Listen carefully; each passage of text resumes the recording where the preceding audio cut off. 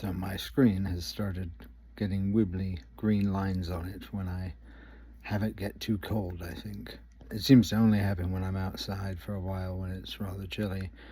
Anyways, hopefully it won't affect the video at all. I don't believe it should. I've been thinking a lot, unsurprisingly, since I had what felt like my revelatory insights into Christianity. And since then, I have really only thought. I have not opened the Bible, even though I have thought about it, for what little that matters. I have lost deep conviction, but I'm still wrestling with not only a much greater possible chance that it's true, also just the sort of, even if it's not true, you might as well kind of thing because of the benefits. But at the same time, I guess what I'm probably, my hypothesis going into reading the gospel is that there is a possibility that the exact happening and perhaps the exact utterances of that very important period were not verbatim transcribed by the time that things were written down. I know that borders on the heretical. I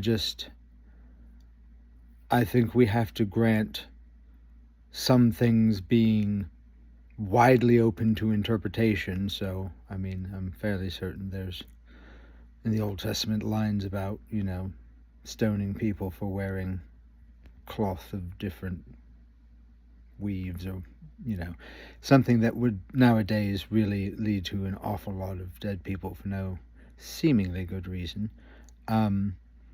That,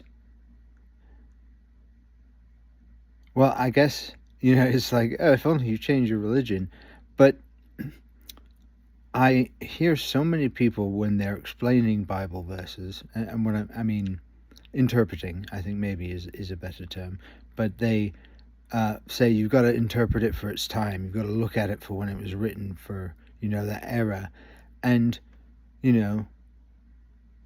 does that not mean on some level we can't interpret it for our time? I mean, obviously, we can't help but have that natural bias, but it seems that a true adherence to strict dogma closes many more doors to the possibility of Christianity being worth real exploration. Because I know in my 20s and teens, like, as a man, just the denial of sexual morality, I mean, it always seemed preposterous and cruel to sort of have this exacting moral standard around such a natural thing, as long as one was careful about it. Basically, disease and unwanted children, that it wasn't wrong as long as you weren't spending too much time or doing it in a creepy or public, or there's what you do in the privacy of your home, that kind of principle, which I imagine any what's the proper word? I don't want to say zealot, but true believer, I think maybe that's the right word, would just say, yeah, that's sin talking, and you need to beat that.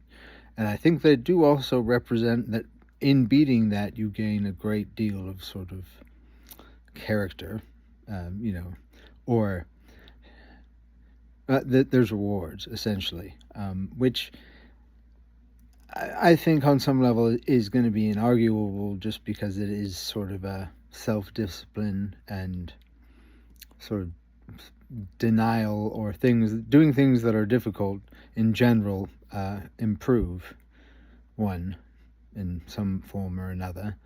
And certainly once you get past the very different early decades of being a man, the sacrifice is far less testing, I would say. But at the same time, it seems the message of Jesus is so important that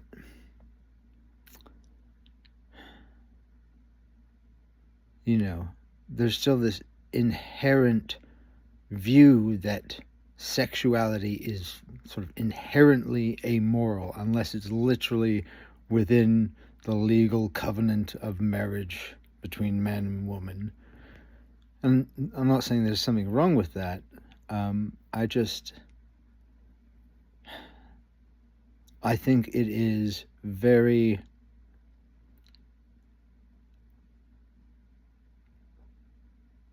counterproductive. I don't know.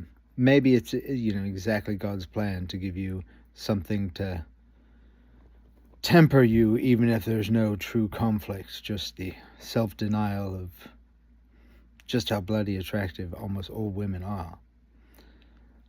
I think that's a little something that most women don't truly understand about men, is that as far as just like in our most lustful self, we would shag a good 80% of our age range, kind of thing, and a lot wider in probably frightening ways in every direction, in every capacity, because men are just driven insane by an all-consuming desire to put things in places, so to speak. And of course it's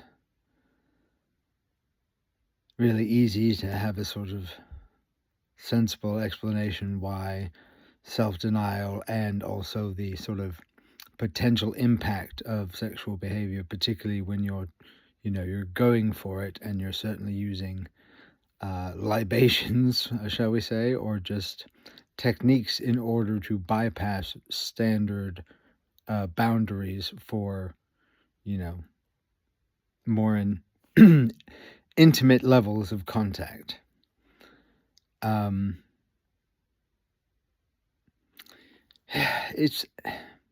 There's no arguing that it's a good idea. That it's obviously it is a very sensible and rational way to go about life that does seem to have millennia now of evidence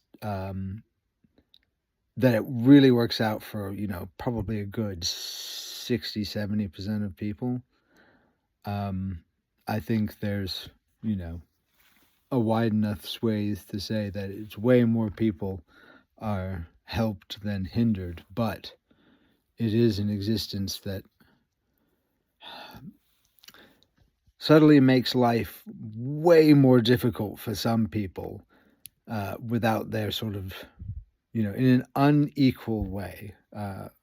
I've seen what's his name, Cliff, I think. He's this really sort of engaging pastor chap who goes around to colleges and preaches the gospel and tries to answer questions and gets lots of sort of smarmy but very poorly thought out atheist questions.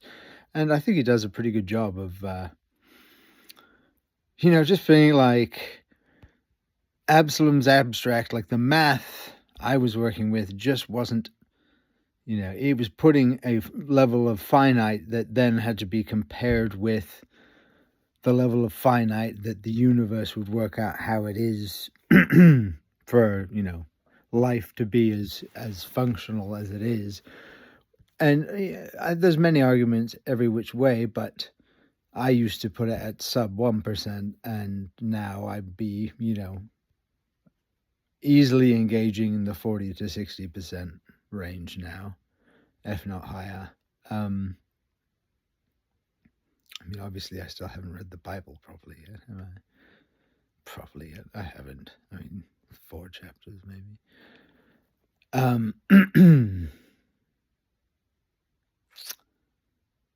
Yes, that self-recrimination was sufficient to sidetrack me.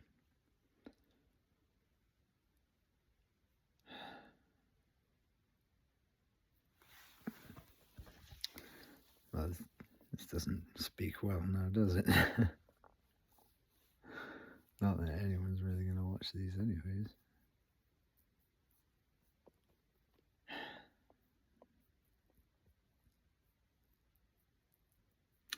I guess I was going towards the argument that just because it's a good idea and it's easy to have a deep faith and it's revolutionized your life, and maybe in fact you have a personal, and I mean interactive, relationship with an entity that seems way beyond your personal capability, and in that case that would be amazing, because I definitely need something.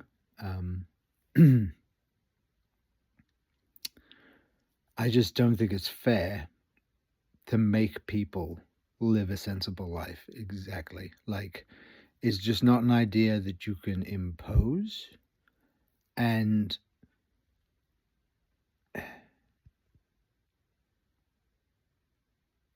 I mean, I really, fundamentally, I'm basically just saying, like, lust should be sort of downranked slightly in sin ranking, which is kind of fiddly and a bit nonsensical when I'm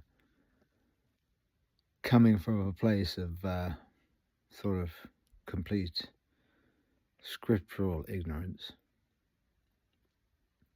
But I just,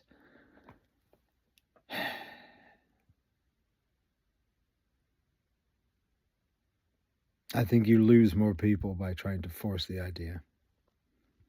And if it's as important as it seems, shouldn't that really be the primary focus? I don't know. I was just rationalizing to myself before recording that I'm so gambling, so maybe I can generate more crazy videos. Yeah. Not that I really think they're worth watching when I watch them back.